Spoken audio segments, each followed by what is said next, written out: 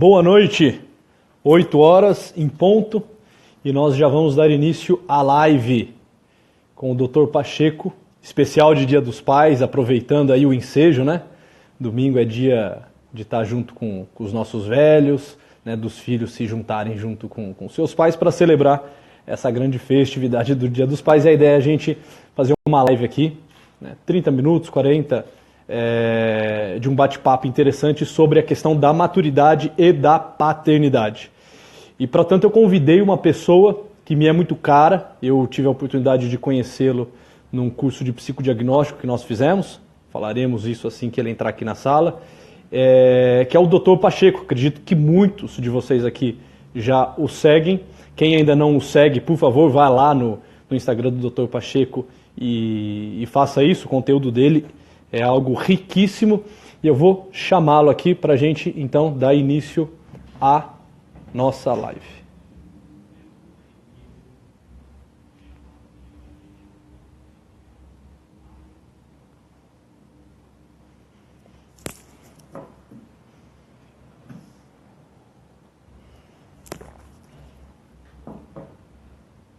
Vamos lá? Não sei se foi, eu o convidei. Pacheco, onde está? Aguardando o Dr. Pacheco. Então, vamos ficar na expectativa. Já tem algumas pessoas aí na nossa live. Sejam todos muito bem-vindos. Grande Dr. Pacheco. Salve, salve, Henrique. Luiz Henrique. Salve, salve. Tem alguma coisa que está errada aqui comigo. Espera aí que eu vou tentar descobrir o que aconteceu. Fique tranquilo. Estamos na espera. Tem um monte de janelinhas que abriram aqui de repente. Espera aí. Eu acho que foi erro meu. Eu devo ter lhe convidado por 2 vezes. Devo ter bugado aí as suas janelas. Muito bem, olha lá, já temos algumas pessoas, 25 pessoas aí conosco. Uma boa noite a todos vocês que estão chegando. Pedro Italiano Leal, Maria Vitória. Muito bem. Mel. Excelente, bom tê-los aqui. Vou convidar o Pacheco mais uma vez aqui para nossa sala. Eu ia dado um bug.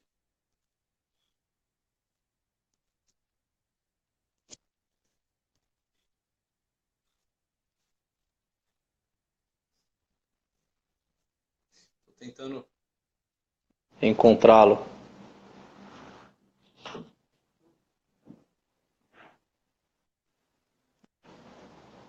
Aê, vamos lá. É isso aí, no ao vivo é tudo mais difícil e é a minha primeira vez aqui na live com um convidado, então isso torna tudo ainda mais delicado. Muito bem, muito bem. Salve, salve, grande Dr. Pacheco. Tudo bom, Luiz? Eu bem, graças a Deus. Você como está? Tudo em paz, graças a Deus também, meu querido. Maravilha, que bom. Quero dizer que é uma alegria inenarrável tê-lo aqui nessa live. A primeira live que eu faço com um convidado e logo de cara com uma pessoa tão ilustre, né? Quero lhe parabenizar pelo trabalho que você tem feito. Eu acompanho diariamente aí suas postagens no Instagram, né? E que bom tê-lo aqui. Que bom também, eu fico muito feliz, Kiki, muito feliz. Depois de um tempão sem a gente se ver, finalmente... Então, se encontrando aqui pela telinha do Instagram.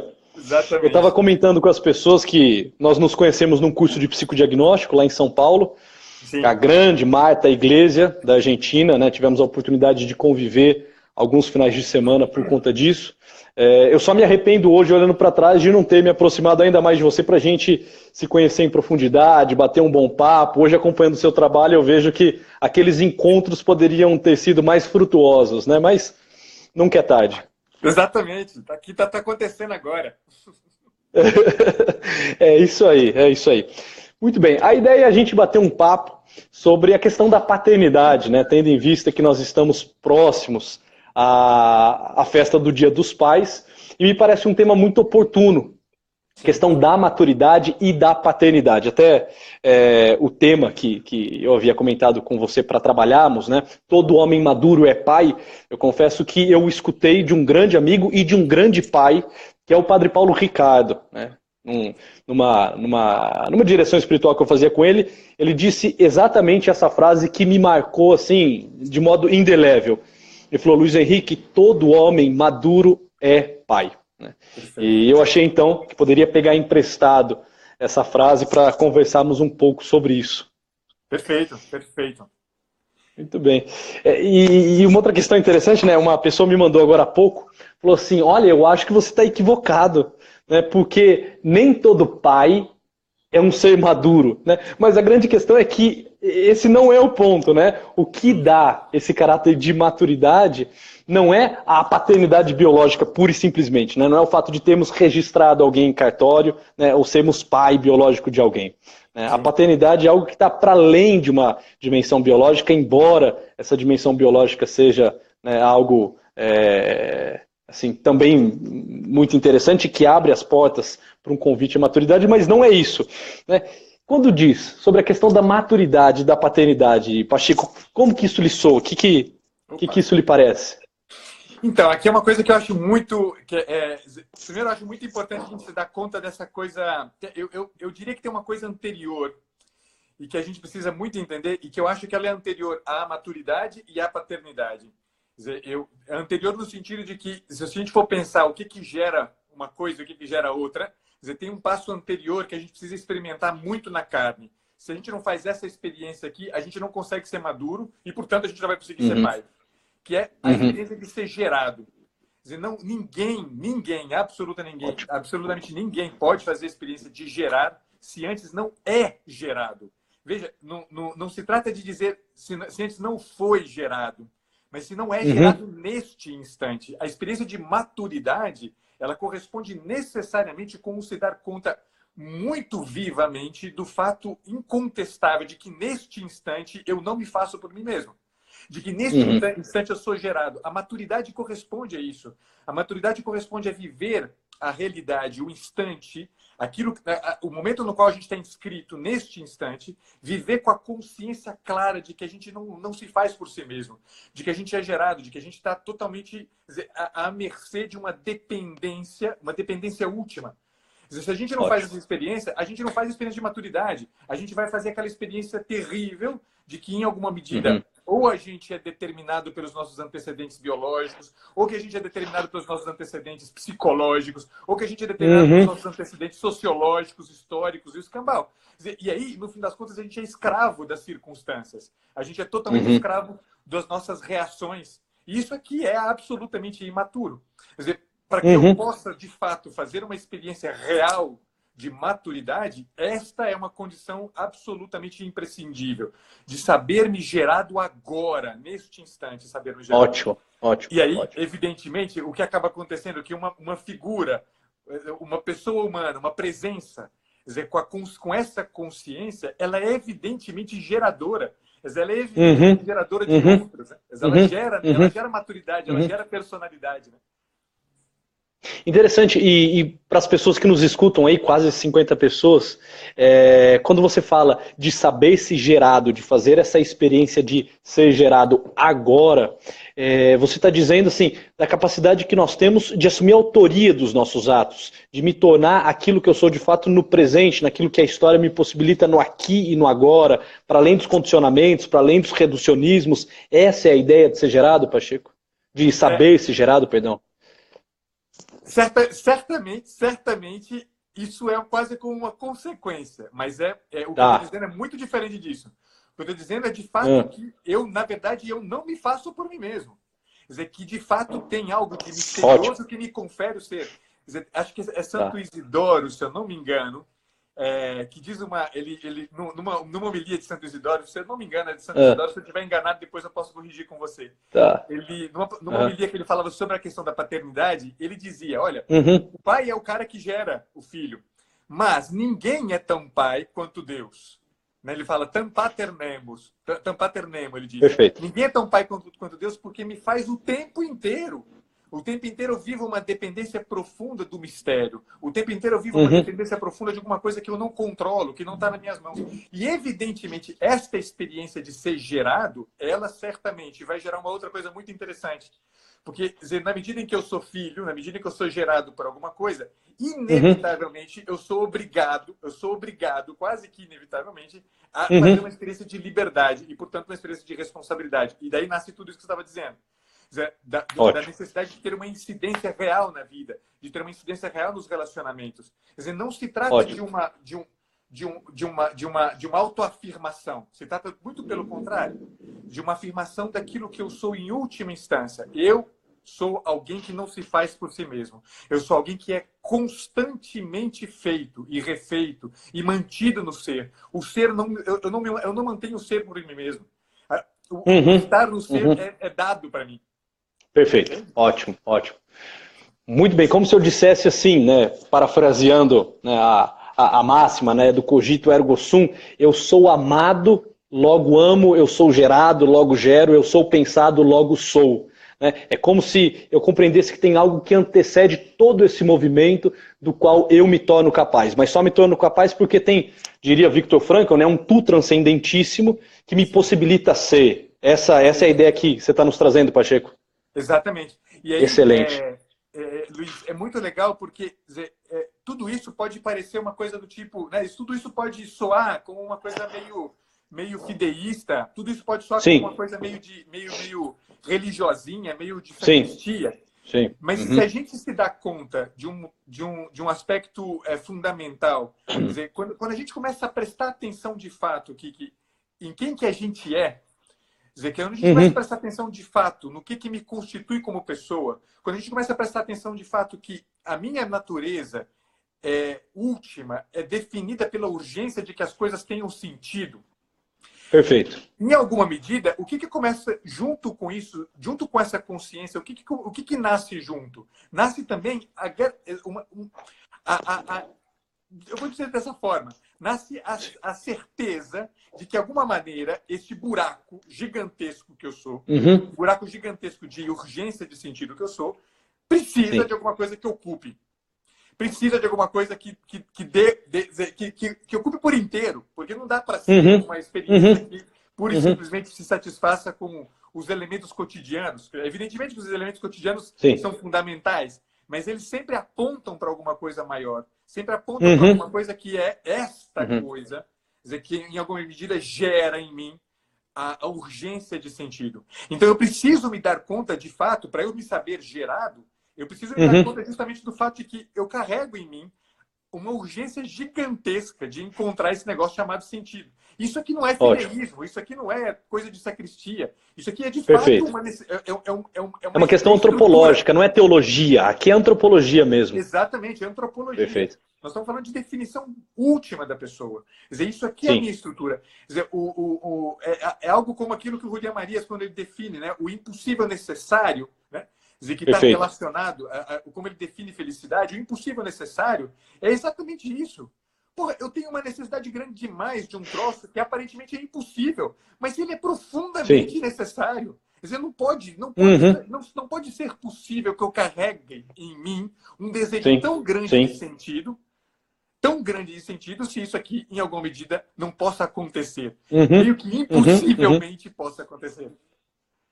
Perfeito, perfeito. Perfeito. Sede de uma água que não existe, né? Uma sede insaciável, né? Que marca de modo indelével a criatura, mas que a frustra a todo instante, né?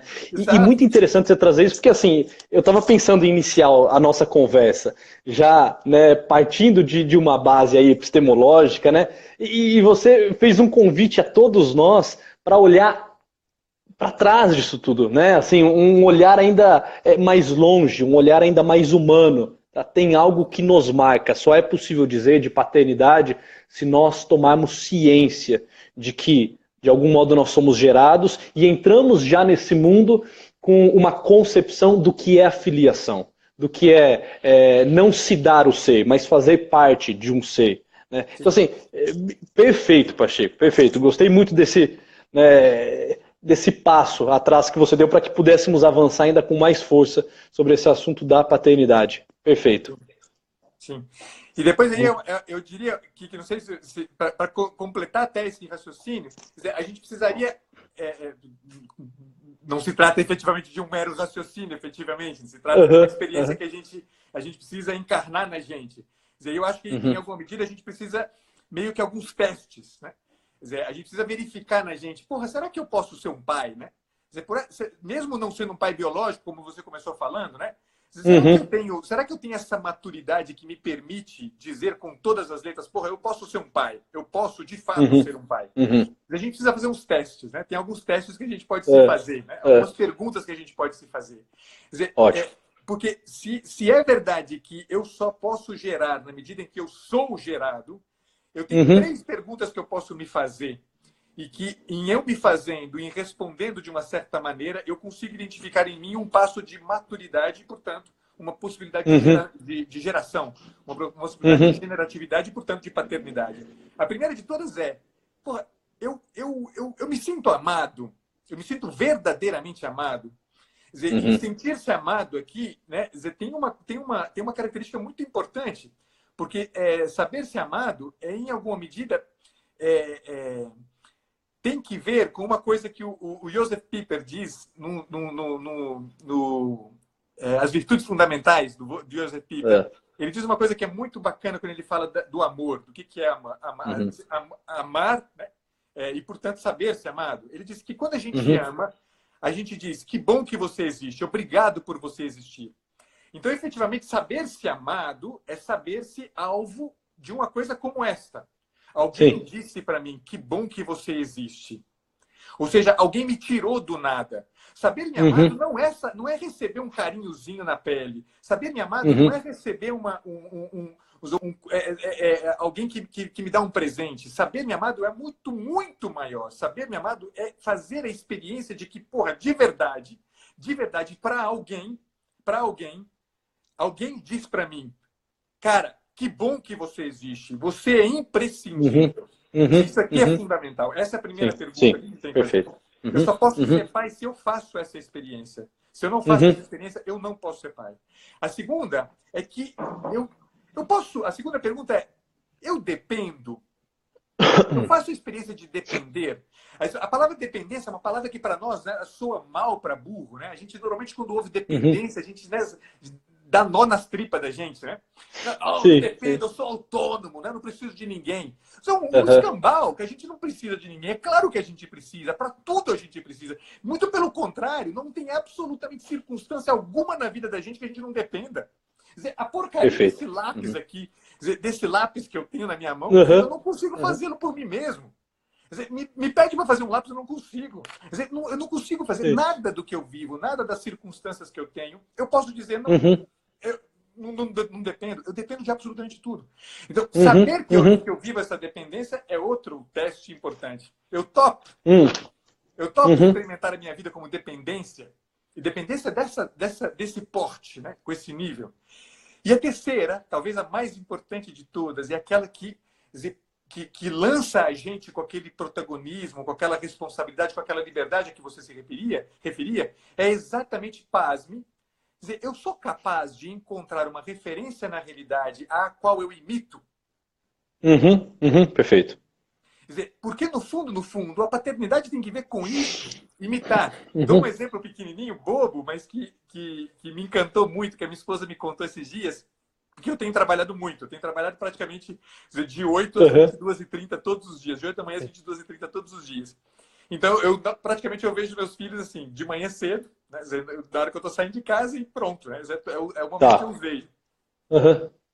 E dia desses, a minha esposa me contou que o meu do meio, o João, virou para ela e falou assim, mãe, quando eu crescer, eu vou querer ser igual o papai. Vou trabalhar todos os dias, só não vou trabalhar no domingo. Por que não vai trabalhar no domingo? Porque no domingo é o dia que a gente vai à missa. Porque no domingo é o dia que a gente, né, que a gente entende que tem uma dependência maior. Quer dizer, o João, né, no alto dos seus 6 anos de idade, ele faz uma experiência de dependência e de imitação, de uma clareza do que vale a pena olhar. Quer dizer, não é que ele está olhando para a minha pessoa, não é que ele está olhando para o quão genial eu seja, ele está olhando para uma outra coisa. Ele está olhando para o fato de que é possível experimentar a realização na vida, é possível experimentar uma satisfação, esse desejo, essa urgência de sentido, estando do lado de alguém que vive isso. Isso é gerador, isso é paternidade. Todo o resto é só um invólucro de paternidade, entende? Sim, sim, sim, sim. E é muito interessante quando você fala isso, você estava dizendo, né, do seu filho de 6 anos, que já conseguiu de algum modo saber ser amado, fazer essa experiência com amor, compreender a questão da dependência e já começa a caminhar, né, para um processo de imitação.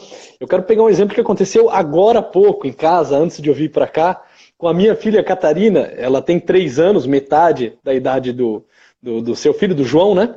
João, E ela disse algo que mostra que ela ainda para nesse segundo estágio, o estágio da dependência. Ela está elaborando internamente ainda essa questão dentro do seu peito. Ela falou assim: papai, onde você vai? Eu falei: filha, o pai vai trabalhar. Ela falou: por quê? Eu falei: olha, porque o pai trabalha e eu preciso trabalhar para ajudar as pessoas, enfim.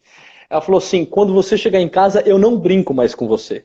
Eu falei: mas por que, minha filha? Ela falou assim: porque sempre você chega, me pega para brincar e logo sai de novo. Então não brinco mais. Ou seja, essa questão ainda da dependência está sendo elaborada, né? Essa perfeito. dificuldade de ver o pai partir, né? Para que chegue num outro nível, um nível mais profundo, mais elevado, em que aquilo que é uma partida comece a se tornar uma referência. Perfeito. Comece a ser um processo que eu busco imitar, uma vez que isso é valoroso, uma vez que é a virtude, né? A virtude no empreender, a virtude no sair, a virtude na paternidade, né? Enquanto alguém que assume a responsabilidade do lar e vai atrás da caça, né? E se coloca à disposição para amar, Exato. para ajudar. Então, assim, fantástico essa coluna vertebral que você traçou de amor, dependência e imitação, porque é bem isso que nós vemos tanto na prática clínica, né, e aqui você falando, eu consigo imaginar vários casos em que isso se aplica, quanto na nossa vivência mais pessoal, nós enquanto pai. Né? Sim, Perfeito. perfeito. Perfeito.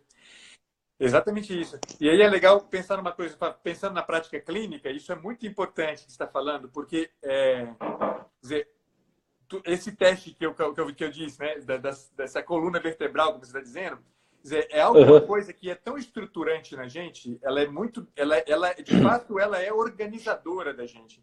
Quer dizer, quem não uhum, faz essa experiência, no fim, não é que não só não faz a experiência de paternidade, ou seja, de ser capaz de gerar, como não uhum. faz a experiência de maturidade. Eu tinha dito isso antes. Perfeito. Né? Eu preciso, uma coisa está ligada à outra exatamente por este eixo aqui.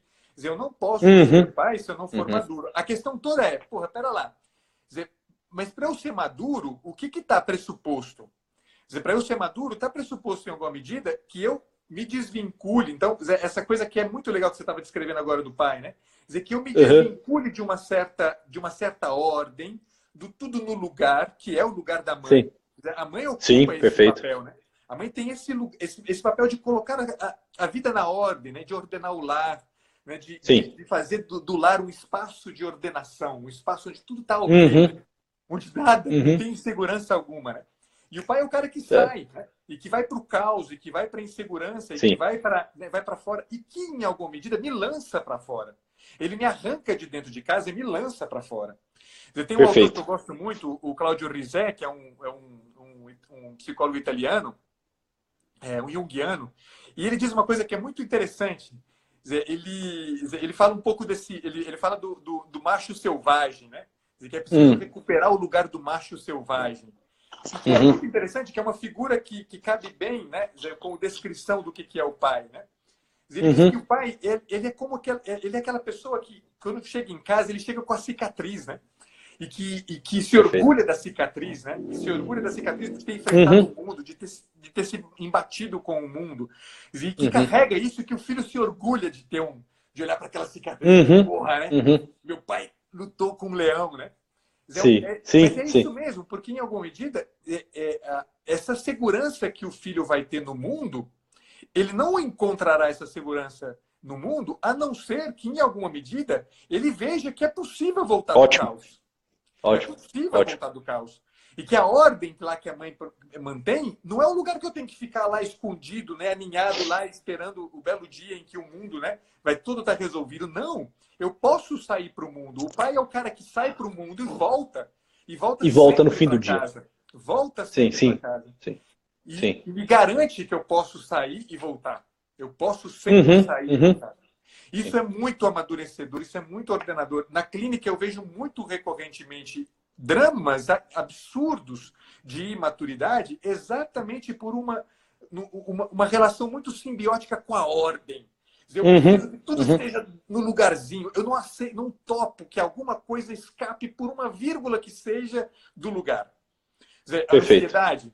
Ou então eu não topo que, né, quer dizer, alguma coisa saia por uma vírgula que seja daquela certeza de que tudo dá certinho, do conforto do passado. Depressão. Sim, perfeito. Olha, impressionante como a gente... E é interessante, né? Porque nisso tudo a gente tem uns meninões crescidos, mas nós não temos homens de fato. Não.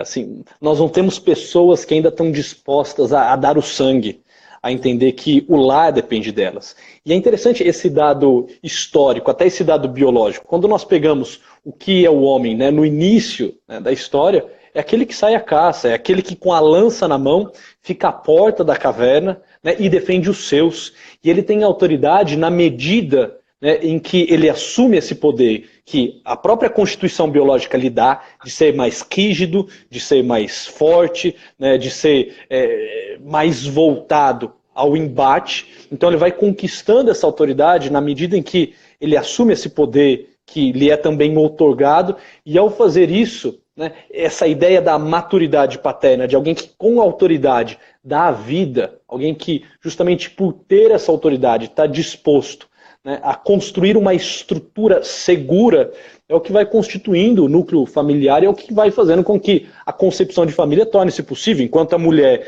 mais macia, né, mais tenra, mais colo, né, mais dada ao cuidado, permanece junto aos filhos. O homem é aquele que sai, e você disse algo interessantíssimo, né, sai, né, mata o leão que deve matar, né, luta com o leopardo como deve lutar, e volta no fim do dia com as suas cicatrizes como que orgulhoso, porque ele não só trouxe a caça, como ele protegeu a família, ele não expôs os seus ao perigo.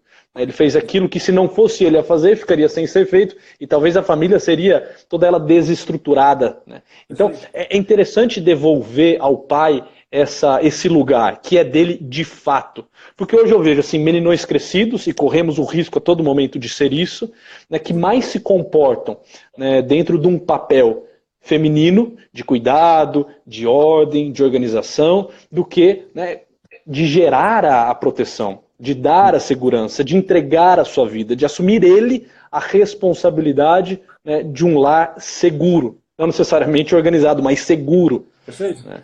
Perfeito, exatamente. Esse arco de tensão, Victor Frankl fala, né, do arco de tensão que faz com que nós saiamos do ser e caminhemos ao dever ser, que também me parece muito um papel assim paterno. É o pai que cria a tensão. O pai é a ideia da lei, a ideia do limite, né? Ele que gera um certo desgaste entre os seus, protegendo os seus filhos do mundo, protegendo a sua esposa, se for necessário, até mesmo dos próprios filhos, mas em meio a isso tudo, ele vai tensionando aos seus para que, saindo do ser, eles se tornem aquilo que devem ser. Né? A ideia de que o pai, e realmente me parece assim, um papel tanto quanto difícil, a paternidade, né, colocada com essas notas e com essas atribuições, porque a ideia do pai é um pouco daquilo que nos diz as Sagradas Escrituras, né? O pai, no fundo, sempre vai ser aquele que habita em luz inacessível, né? Ele nunca é aquele que, por primeiro, se mostra. Ele nunca é o afago, o colo. Ele é sempre atenção, né? Ele é sempre, de alguma forma, uma figura às escondidas. Por quê? Porque é necessário que saia e empreenda, saia e gere segurança, né? E como é necessário, concluindo essa reflexão, Pacheco, devolver aos homens, devolver a nós homens, a nós pais, esse lugar que é nosso de fato, biologicamente, historicamente, pela própria constituição do nosso ser, né, como uma urgência da sociedade, como é necessário devolver ao homem essa masculinidade que lhe foi tirada, né? Perfeito, exatamente.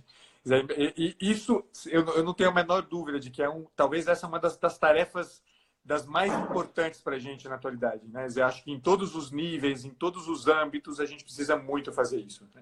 É muito impressionante como a gente está se tornando uma sociedade de frouxos, né? Eu costumo brincar que é uma sociedade de geleia, né? Todo mundo virou pudim, né? É uma coisa impressionante. Os homens são um bando de bundas moles que não fazem porcaria nenhuma da vida.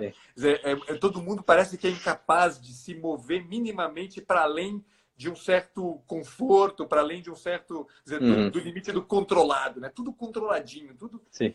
E o pior de tudo é que a gente delega a função da paternidade a superestruturas, né?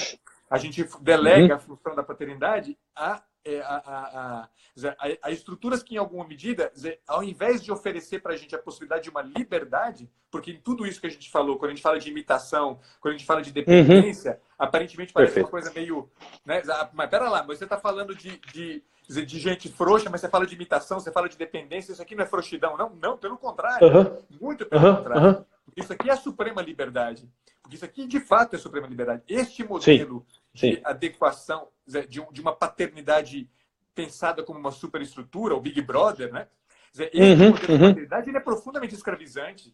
Ele não gera pessoas. Ele gera escravos. A gente fica totalmente à mercê de um certo modelo. Então, isso aqui é terrível. A destruição do tecido social, em larga medida, é certamente... vamos dizer assim, o tecido social está do jeito que está em frangalhos, porque se destruiu a figura do pai, se destruiu a masculinidade, se perdeu de cena o que é ser homem, e dois, se destruiu a família. Mas uma coisa é consequência da outra. A família foi por Beleléu exatamente porque foi embora o homem. Não existe mais homem, não existe mais homem, portanto não existe mais família. E aí a gente está na mão do Estado. E aí esse terceiro... É isso aí, que assume a figura de uma babá, né, como se fosse tutelar tudo, né, e nos cuidar em todas as instâncias, e se mostra ineficiente, né, gerando essas mazelas todas que nós vemos e criando só falsas sensações de que depender deles é algo que possa resolver algum problema. Agora, olha a crise que nós entramos, pegando aquilo que você construiu no início, né, aquela coluna vertebral, né, que disse aqui, o saber-se amado, o processo de dependência e, por último, a imitação. Nós estamos numa sociedade em que o masculino sofre desgastes e ataques constantemente. Até disseram aqui, né? O masculino está sendo atacado, né? E é exatamente isso. Né? Nós não temos mais esse papel de homem no cerne. Nós não temos esse papel de homem, assim, de fato nas famílias. Precisamos garimpar muito para encontrá-los. Não os tendo, nós não temos referência. Quem vai compor essa assembleia de vozes? Aonde nós vamos buscar pessoas que possam nos dar referências a fim de que nós as imitemos, a fim de que nós copiemos as suas ações para que nós nos tornemos o homem que nós devemos. Até porque tem algo interessante nesse ponto, que é o seguinte, isso quem nos fala muito é o padre Paulo Ricardo, e eu acho espetacular essa leitura que ele faz. Ele diz que a mulher, ela não precisa de esforço nenhum para tornar-se mulher. Mulheres, né, que nos escutam aí, entendam-me, eu vou me explicar. Naturalmente, ela já está inserida, né, numa tradição que faz com que a feminilidade dela, o modo de ser mulher, se expresse. Por quê? Porque nós nascemos e estamos no peito de uma mulher. Né? Nós viemos do útero de uma mulher. Os primeiros anos de vida todo, o que nós temos é uma comunidade feminina no entorno da criança. Ela já tem referências, ela já se sabe amada, ela já vive esse processo de dependência e ela já tem por onde imitar. O homem não. Para tornar-se homem é necessário aquele estovir. Torne-se homem, moleque. Nós não vamos escutar alguém dizendo para uma mulher, né, torne-se mulher. Não, porque naturalmente ela é mulher. Agora, torne-se homem, engole esse choro, vira homem, moleque. Essas são expressões que mostram, no fundo, a tensão e o esforço que é necessário para que a masculinidade aconteça, se desenvolva, né, se apresente ao mundo. Caso contrário, ela não se dá. E hoje, né, nesse politicamente correto que se vive, nesses embates, né, ideológicos no qual homem e mulher passam a conflitar ao invés de se complementarem, a ideia do mundo masculino é a ideia do subversivo, né? É a ideia do opressor. Então qualquer coisa que exalte o masculino também, né, torna-se pernicioso demais. E aí nós vamos perdendo esse esforço que deveria ser empreendido junto às crianças, junto aos jovens, para que se tornassem homem, não tornam-se homem, não tem referências de homem, né? E nisso tudo as coisas vão se tornando doentias, né?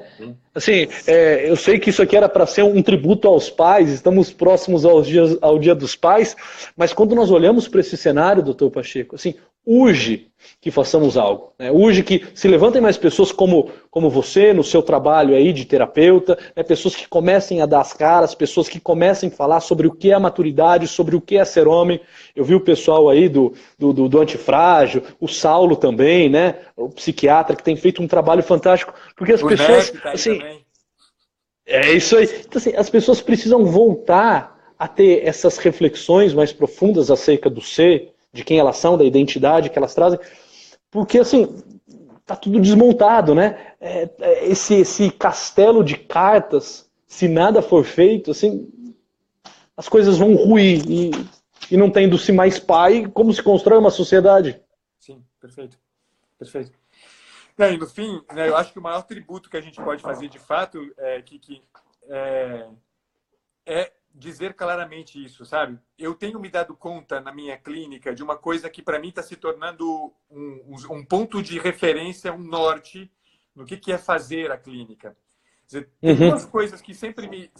Tem três coisas que sempre me guiaram no meu trabalho como clínico, e que em alguma medida eu fui me dando conta, né? Na verdade, tem duas coisas e essa terceira aqui que é a descoberta de agora, só para entender melhor.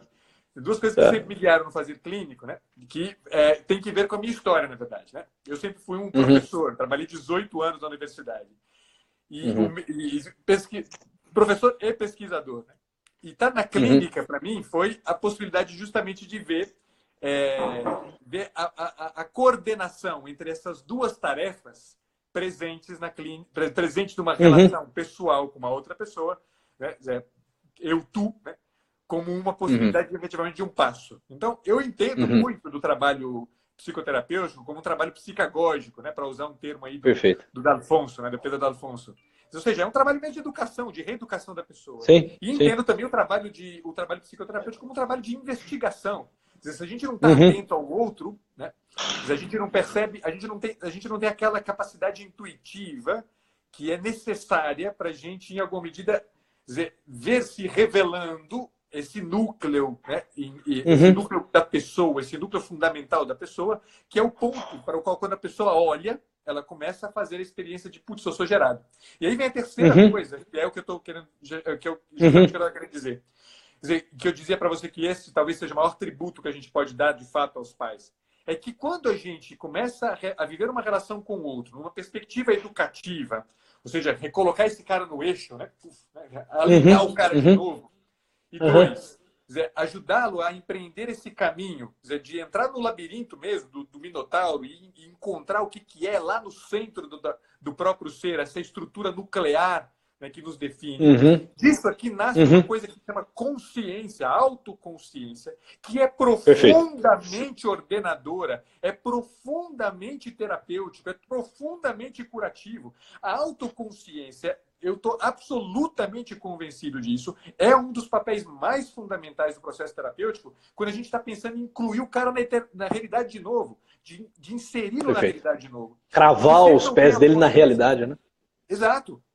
Se ele não tem autoconsciência, ele não vai para lugar nenhum. Então, falar dessas coisas, a gente precisa começar a falar dessas coisas. Estas coisas precisam ser ditas, porque as pessoas precisam começar a ter consciência dessas coisas que são constitutivas delas. E os homens precisamos muito de gente que mostre para eles a possibilidade de que aquele impossível necessário, ele não é um troço que pertence ao mundo das estrelas. Esse é um troço que a gente encontra num rosto concreto, como o teu, como o rosto do Ítalo, como o rosto de tanta gente que está fazendo uma mudança absurdamente genial na realidade da internet. Exatamente por isso. Quando você olha para um homem como esse, você olha para um homem como o Ítalo, você olha para um homem como o Kiko, você olha para um homem como o Saulo, você fala, porra, é possível ser homem. É possível ser homem no meio da sociedade de geleia que a gente vive. É possível. Essa consciência ela é ordenadora, cara. Ela ordena a gente, ela coloca a gente no lugar. Sim. Perfeito. Nós estamos chegando a 40 minutos de live, assim, para mim passaram-se o que? Uns 5, né? Exagerando aí 7 minutos, mas por incrível que pareça, né, já estamos chegando com 40 minutos, pelo menos a impressão que eu tenho, espero que as pessoas que estão nos ouvindo aí também tenham a mesma impressão. Tá demais esse papo, assim, mas eu acho que seria interessante a gente já encerrando. Tem duas questões, bom, tem algumas que foram sendo colocadas aqui, trazer só uma, por conta do tempo, a outra entraria num campo aí mais teológico, acho que, enfim, acabaríamos nos estendendo demais. A Carol pergunta assim, né, o que nós mulheres, olha que interessante, o que nós mulheres podemos contribuir para que o homem assuma seu papel, né? Qual que é a contribuição que elas podem fazer para que os homens tornem-se homem de fato? Como você vê isso, doutor Pacheco? Eu diria pura e simplesmente deixe-o ser homem, entendeu? Muito bom, muito bom, muito bom. É isso aí. Assim, acho que eu responderia algo muito parecido com isso. Porque uma das coisas que acontece é o seguinte, o fato de haver um conflito hoje no lar, né, faz com que a disputa de papéis, né, tire o homem da jogada. Nós já estamos dizendo assim, homens, nós estamos dizendo mesmo, e me coloco nisso tudo, nós somos geleias, como nos disse o doutor Pacheco.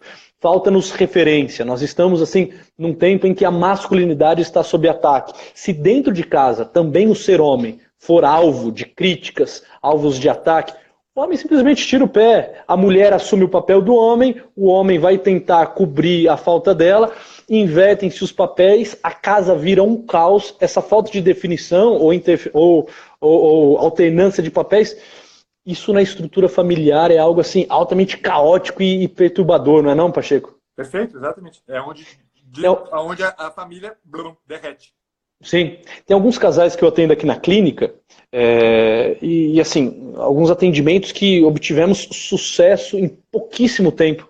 E eu confesso que eu usei nesses casos, né, que vem agora à memória, eu usei nesses casos uma simples ferramenta, que é definição de papéis. Vamos definir o que é ser mulher e esposa, vamos definir o que é ser homem e pai. O simples fato de você devolver a verdade para essas pessoas, do que elas são em essência, e dar a elas uma identidade, isso muda toda a dinâmica da família, isso aproxima os filhos, isso faz com que volte a ter amor entre os cônjuges, isso faz assim, com que os filhos que estavam totalmente desorientados no mundo comecem a ter referência. É uma coisa assim maluca, maluca, maluca. Então, mulheres, né, pegando aí a frase do Dr. Pacheco, deixem os homens serem homens de fato. Perfeito. Perfeito. Muito bom. Muito bom. Pacheco, mais alguma coisa que você queira falar para abrilhantar e enriquecer essa nossa noite? Uma coisa que eu queria muito reforçar, na verdade, que a gente precisa também entender uma coisa. Eu não sei para quantos dos homens que estão aqui isso já não passou também como uma sombra, às vezes, né? O masculino, ser homem, né? Não quer dizer ser duro, né? Não quero dizer ser um espinhoso. Um ogro. Né? Um ogro, exatamente. O masculino, ele tem mesmo tudo isso que a gente descreveu, mas a experiência de amor que um pai é capaz de transmitir, ótimo, quer dizer, ela precisa existir. Há amor. Né? Um pai, ele ama de verdade. Ele não ama, porém, como uma mãe, mas ele ama. E a gente precisa descobrir em nós, né, a capacidade de amor. E, no meu entender, isso passa muito justamente pelo fato de que a gente... É retomar o que eu disse antes, mas agora com esse... olhando dessa perspectiva. Eu, homem, preciso fazer a experiência de que, na minha vida, aquilo que eu mais anseio como sentido, aquilo que eu mais anseio como bem, aquilo que eu mais anseio como verdade, aquilo de que eu mais anseio como felicidade, eu preciso encontrar em mim a possibilidade de dizer com todas as letras, eu sei o que é isso. Eu preciso saber bater o joelho no chão e dizer com toda a convicção,